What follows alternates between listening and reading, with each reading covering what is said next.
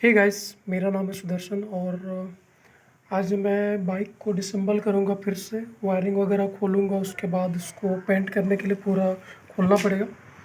तो कल दिखाया था मैं बाइक कुछ ऐसा है, तो पूरे वायरिंग खोलना पड़ेगा, पूरा डिसेंबल कर लेना पड़ेगा, इंजन चेसिस वगैरह पेंट करवाना पड़ेगा। तो इसके लिए पूरा कंप्लीट बॉडी वगैरह सबको खोलना पड़ेगा।